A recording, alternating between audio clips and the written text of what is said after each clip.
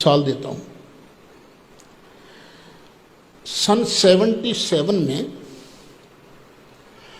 اس وقت prime minister تھے ذوالفقار علی بھٹو۔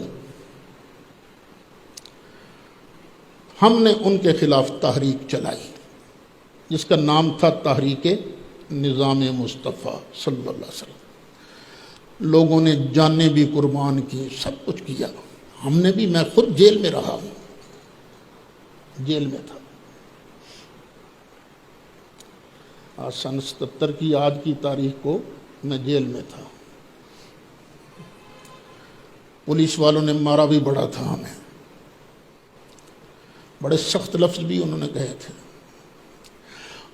اچھا وقت گزر گیا، بھٹو کو پھانسی ہو گئی۔ بعد میں پتہ چلا یہ تحریک چلوانے والا امریکہ تھا۔ کیوں؟ اس لیے کہ بھٹو نے ایٹم بم بنانے کی بنیاد رکھ دی تھی اور امریکہ اس کو نشان عبرت بنانا چاہتا تھا۔ اور پھر بھٹو نے ہی قادیانیوں کو کافر قرار دلوایا تھا۔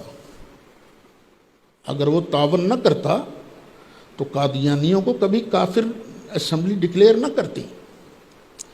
یہ تو حضرت مولانا نورانی صاحب رحمۃ اللہ علیہ اور دوسرے جو اسمبلی میں علماء تھے ان کی حکمت عملی تھی کہ انہوں نے سب کو ساتھ ملا کر کام شروع کیا تھا۔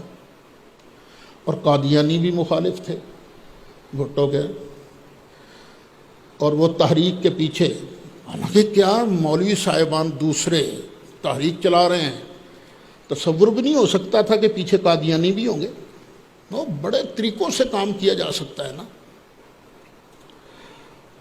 تو جب مجھے احساس ہوا تو میں نے جمعہ کے خطبہ میں سب لوگوں کو گواہ بنا کے کہا تھا گواہ بن جانا، مجھ سے غلطی ہوئی کہ میں اس تحریک کا حصہ بنا جس کے پیچھے امریکہ کے پیسے چل رہے تھے، ڈالر چل رہے تھے۔ میں اللہ سے بھی معافی مانگتا ہوں، آپ سے بھی معافی مانگتا ہوں۔ تو میری یہ عادت ہے کہ میں معافی مانگ لیتا ہوں۔